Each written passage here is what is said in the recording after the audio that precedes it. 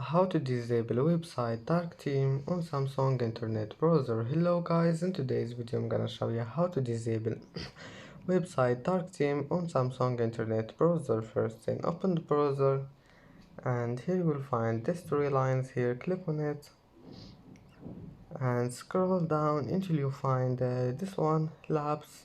Click on it, and here all you need to do, if you want to disable it, just click on it.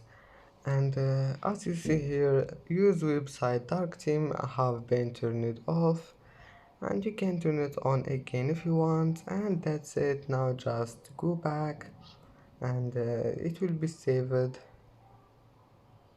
And that's it for today's video. If you like this video, don't forget like and subscribe, and thank you for watching this video until the end, and see you in the next video.